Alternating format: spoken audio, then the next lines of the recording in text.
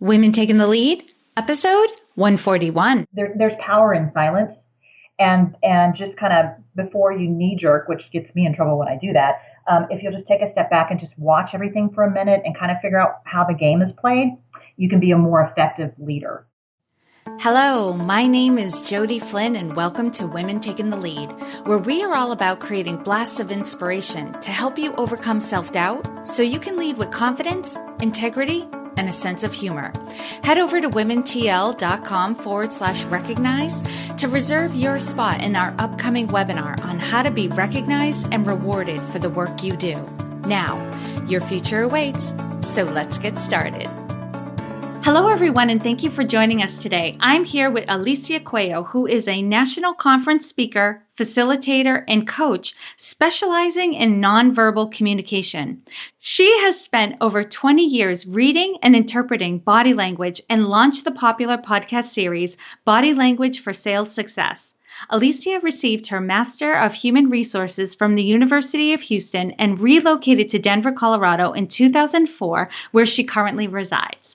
Well, Alicia, thank you for coming on to share what you know. And as you know so far, that's just a little intro for everyone. So tell us more about you and your own humble beginnings. Sure. There's a lot to it. So I was raised in Houston, Texas. I'm one of 5 daughters, and we were born to 2 mentally ill parents. My mom left my dad when I was 8 years old, and the childhood has been classified on a scale of 1 to 4, 4 being unimaginable as a 3. So it was a very tough situation, a lot of hardship, a lot of poverty, and basically nobody expected any of us to make it. And we were pretty much told on a daily basis, you're not going to amount to anything. You're going to live on a system. You might as well just accept it. And surprisingly enough, all 5 of us did very well for ourselves. Wow. Oh. Yeah. Okay. Let me pick my jaw back up. Okay.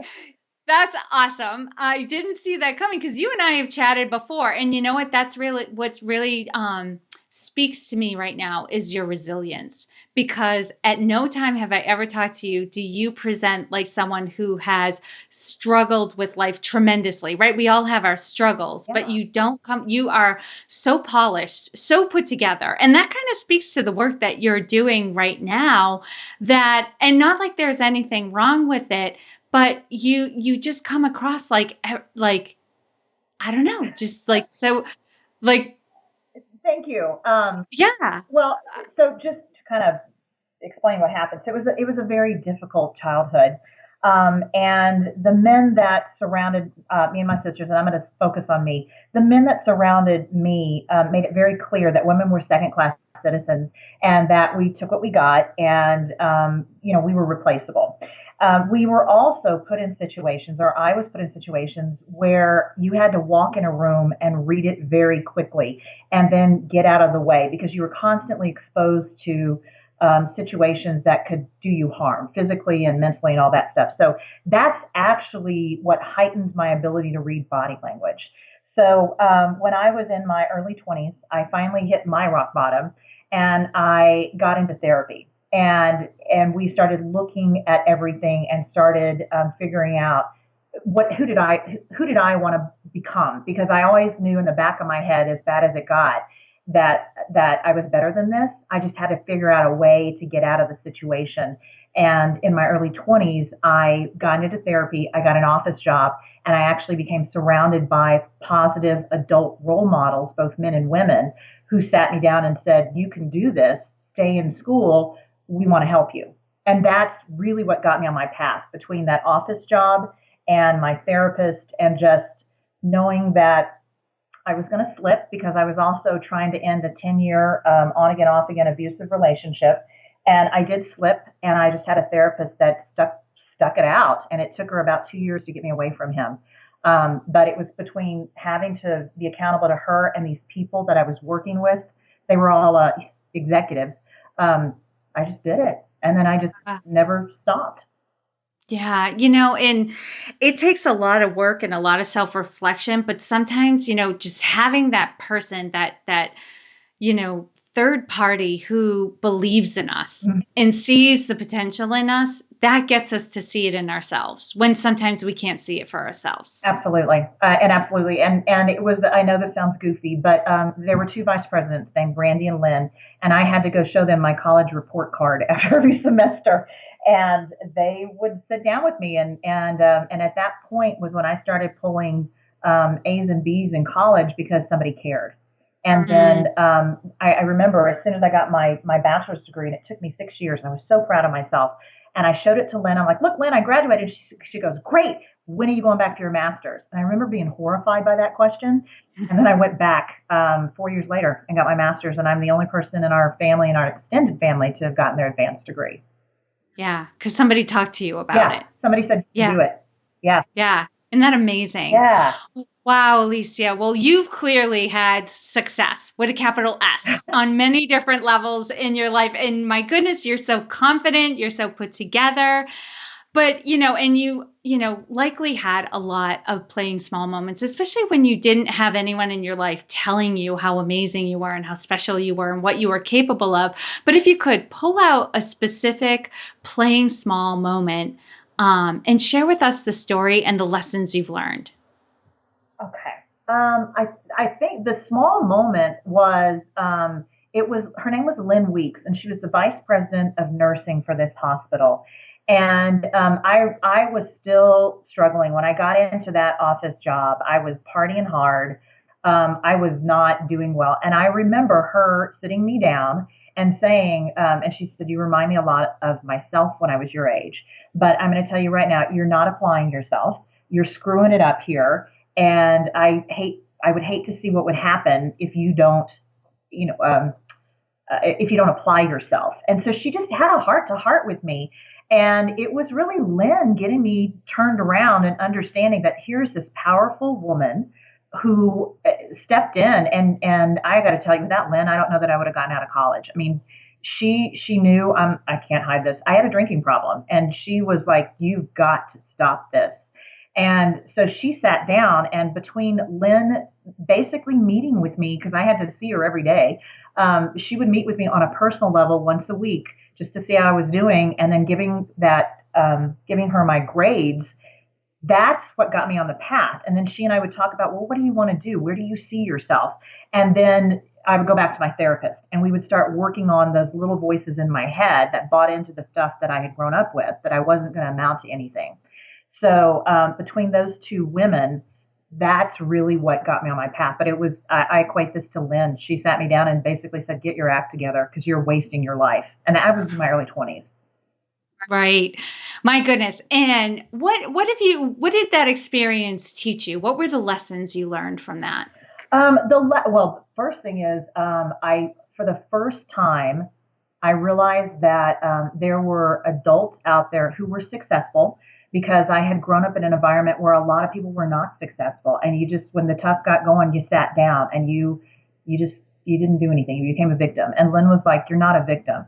So she was the one who put it in my head. Number one, I can be anything I want to be. Number two, when the tough gets going, you don't sit down. You get up and you do something about it. And then last but not least, the big thing I think here is that when you find somebody who believes in you, and Lynn really didn't know me, but she saw something in me that made me want to make her proud.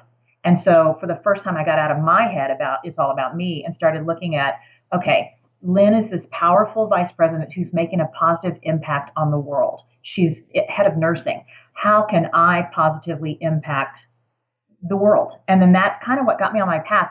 That's why I went into human resources, which tends to be a lot of women, and a lot of people in there want to help. They want to make the situations better. So I really equate that to Lynn sitting down and me looking and seeing this positive female role model who was taking an honest look at me and saying, you've got so much more to offer.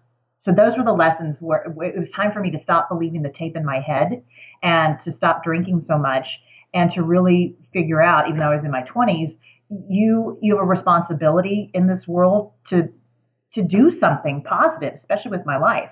And so that's probably what Lynn gave me. That was the turning point, was when I met Lynn. Nice. And now, Alicia, if you could share with us a time in your journey when you had a wake up call.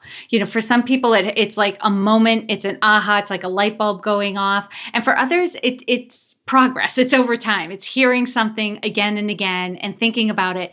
But in each case, there's a moment when, you're poised for action and you start taking the steps. So take us back to that moment and share with us the steps you took that led to your success. Okay, I'll give you a more recent success story. So I have my company, Underlying Communications, and I had been in human resources for over 20 something years, and I was just really burned out. But I was also afraid. You hear about those golden handcuffs? Because, Yeah. yeah, I was making really good money. I didn't have to worry about anything, but I was just empty inside. I was just dead. And I was really scared to leave, but I knew that what I was doing was soul crushing for me. So about 4 years ago, or now I think we're up to 5, I started looking around and thinking, how can I have a positive impact? What else can I do? And I got a business coach, and I started working with him on this company called Underlying Communications, where I work with people on their body language and their communications because, I feel like that's where a lot of the problems come in organizations is there's a lack of communication or a breakdown in communication.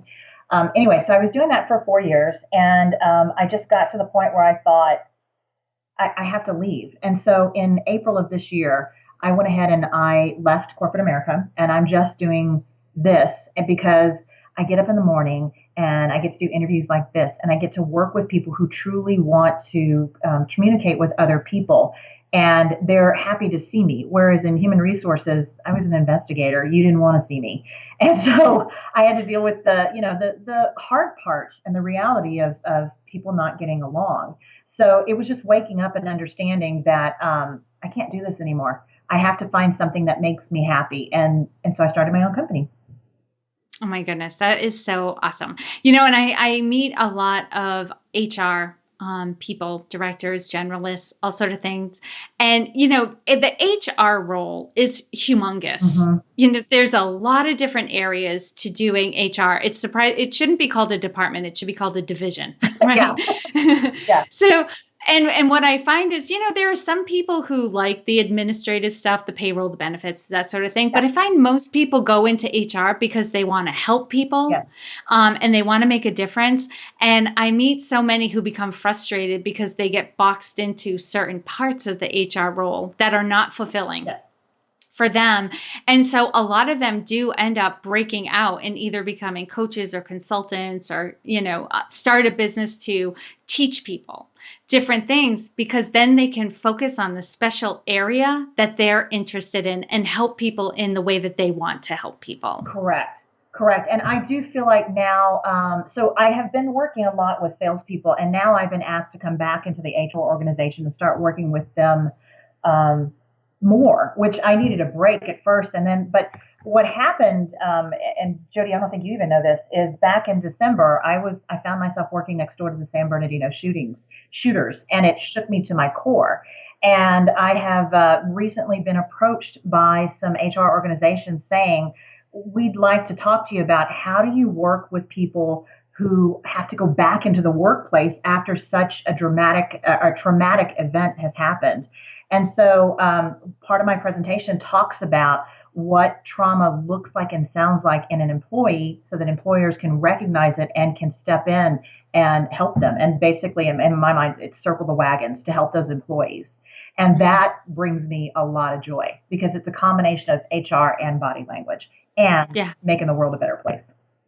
Yeah, and being able to focus on an area that you have a lot of interest and passion around right now so that you're fulfilled and feeling joyful doing the work that you're doing, in that you can deliver exactly what it is people need. Yes. And not just what you're being told to. So, yes. Amazing. Mm-hmm. And Alicia, what I want everyone to get is there's no one way to lead. As you know, we all have different backgrounds. We see things from different perspectives. We have different strengths. So we're going to all have different styles, and that's good. That means we can actually complement each other. We don't want everyone leading in the same way. So Alicia, how would you describe your leadership style? I've been asked that before. I believe in power in silence. And what I mean by that is um, I do very well with other leaders who step up and kind of, are the face of the situation. I'm the quiet one in that I'm stepping back and I'm watching and I'm observing and I'm absorbing everything. And then when I have something to say, then I say it. And it's amazing to me is because I am so quiet. I shouldn't say quiet, but I'm just reserved most of the time that by the time I get ready to say something, I have everyone's attention. So my big thing is there's power in silence and just kind of before you knee jerk, which gets me in trouble when I do that. If you'll just take a step back and just watch everything for a minute and kind of figure out how the game is played, you can be a more effective leader. And that's just the way I do it. The other piece is I lead by doing. So Jody, if I ask you to do something, it's not something I wouldn't do, and there's a good chance that I'll step out there and I'll help you with it because I truly believe a good leader isn't afraid to get their hands dirty.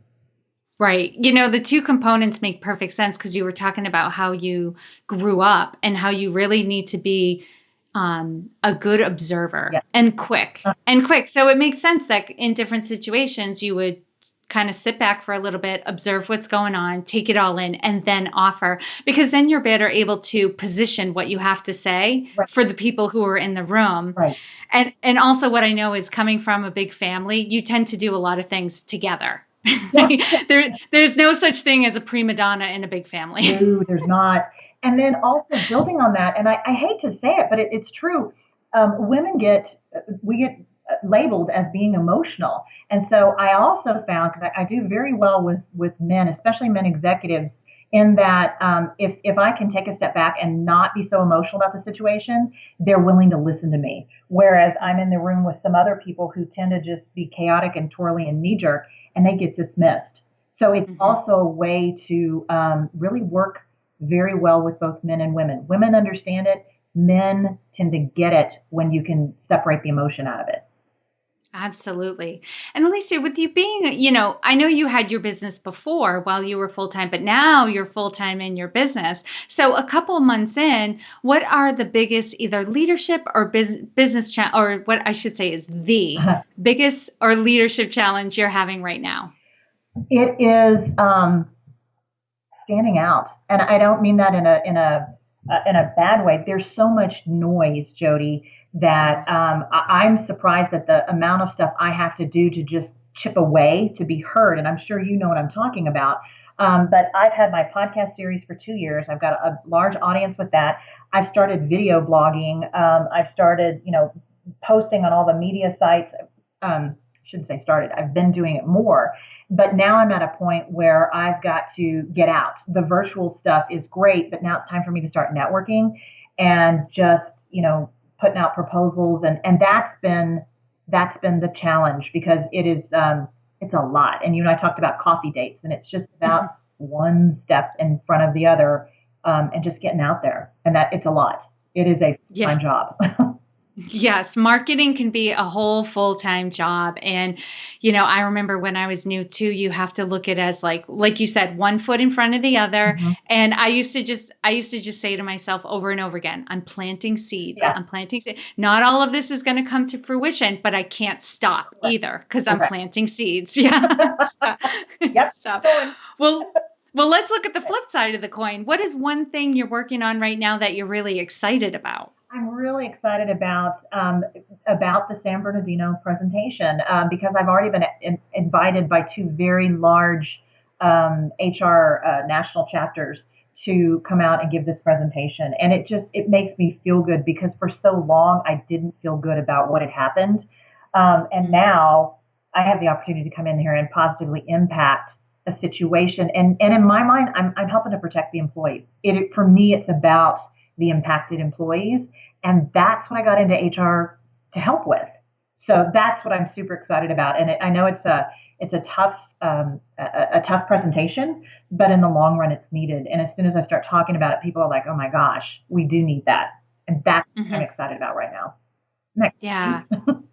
And I imagine too, not to harp on it, but, someone with your background too, you can hold the space for emotions like that because you're familiar with them. Yes. And Jody, I'll also say, I also am working with, I'm working with a therapist because some of the things are still difficult to talk about. And that's what I would say to your listeners is don't be afraid to ask for help. You've got some trained professionals out there that are doing wonders, and I'm fortunate to be working with one. I am in the place to be doing this. It's just there are a couple of spots for me that are still difficult, and I'm going to get through it so that I can get out there and I can talk to people and I can help them understand what's really happening with these employees and how to help them get through this. Yeah, they're very compassionate Yeah. therapists out there that can help. Yeah, Yeah. Awesome. All right, Alicia, now I'm going to do a quick leadership roundup. So tell us, what is one practice that you have that helps to make you a better leader?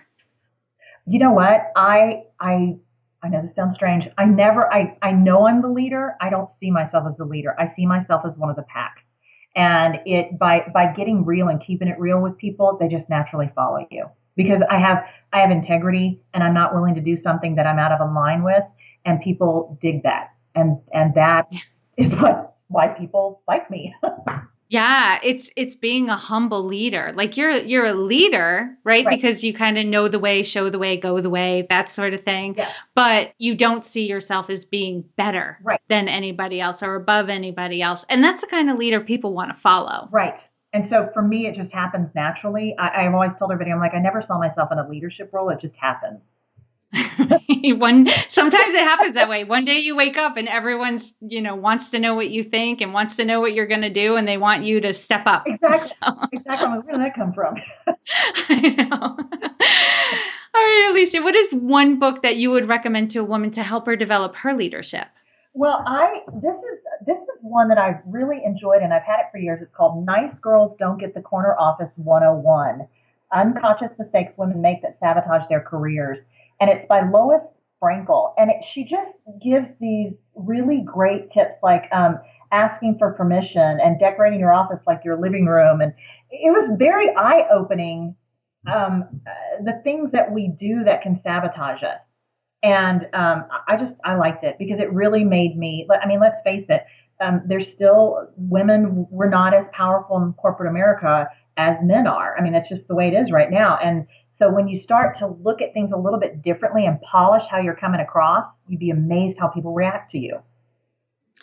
Yes. One thing that's something I'm always working on right now is being more direct in my communication, because I realize I don't know where it came from, and I notice other women doing this too. We soften our messages, right? And I think it's around, the fear that like people will hate us if we, or treat us unkindly if we say what we want and what we need and we're very direct about it, but softening the message also dilutes the message, right? And makes it seem like it's not that important to you. But if you want to be a leader, if you want to be heard and to have people follow your directions, you have to be direct, and I think that's one of the self-sabotaging behaviors that women definitely have. Well, and Jody, so in my podcast series, I did a series specifically for professional women. And one of the things I talk about is I have watched women go into conference rooms and sit in the chair, and their chair is lower than everybody else's. And I'm like, lift your chair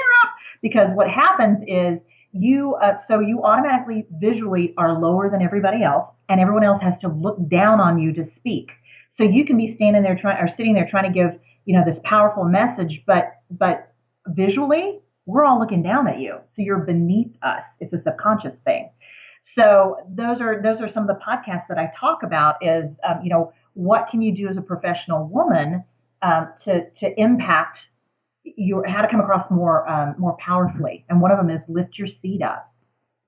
I love that. Yeah. Such simple advice, something simple to do, but probably something we hadn't been paying attention to before. And now that our attention is called to it, we'll be more conscious and we'll fix the chair as soon as we sit down. I love it. And Alicia, what advice would you give your younger self? Oh gosh, I would tell her to get her act together sooner. Seriously, I would have said, stop being so hard on yourself. There was just so much stuff going on. I wish I had gotten into therapy sooner. And I got into therapy in my early 20s. I wish I'd gotten into it as a teenager. And that's what I would tell her is you need to go talk to somebody. because you're better than this, but your behavior is playing into what people have said about you. It's a self-fulfilling prophecy, and that's not true. That's what I would have told her. Wow. And now share with us a success quote or a mantra and why it has meaning for you. Okay. I read this by Emerson probably 20 years ago. He said, I'm paraphrasing, but it's, who you are speaks so loudly, I can't hear what you're saying. And it was, I didn't realize it was about body language at the time. But basically, actions speak louder than words. And as a body language expert now, I understand that your actions really belie what you believe about the situation. So you can tell me anything, but I'm watching you because that's going to tell me how you really feel about the situation. And it's just such a powerful statement to make, which is pay attention to their body language. Yes, absolutely. And lastly, Alicia, what's the best way for this community to connect with you? Okay, so I'm on the regular ones, Twitter and Facebook and LinkedIn. But if they want to email me, it's Alicia@underlyingcommunications.com. I've also got all of my contact information on my website, which is underlyingcommunications.com. And then for your listeners, when they go to my front page, I've got free quick tips. Those are my tips for women. So if they want to click on that, they'll get free downloads of, there's like 5 podcasts. And they're just the simple tips like power in your seat and smiling when it's appropriate. And that's just my gift to them, because I think if more women knew these things, they would come across more powerful than some of them do. That makes sense. Amen. Yeah. Yes. Yeah. Yes. And for those listening, you can find all the links and resources shared in this episode at womentakingthelead.com. And Alicia, thank you so much for being so open and for taking the time to inspire and enlighten us. We are all better for having met you. Thank you, Jody. Pleasure. Thank you for joining me on Women Taking the Lead. Are you ready to take the lead in your own life? Head over to womentl.com/recognized to reserve your spot in my upcoming webinar on how to be recognized and rewarded for the work that you do. And to strengthen you on your leadership journey, I'd like to send you off with a quote from Marianne Williamson. Our deepest fear is not that we are inadequate. Our deepest fear is that we are powerful beyond measure. It is our light, not our darkness, that most frightens us. We ask ourselves, who am I to be brilliant, gorgeous, talented, fabulous? Actually, who are you not to be? You are a child of God. Your playing small does not serve the world. There is nothing enlightened about shrinking so that other people won't feel insecure around you. We are all meant to shine, as children do. We were born to make manifest the glory of God that is within us. It's not just in some of us, it's in everyone. And as we let our own light shine, we unconsciously give other people permission to do the same. As we are liberated from our own fear, our presence automatically liberates others. Again, thank you for joining with me, and here's to your success.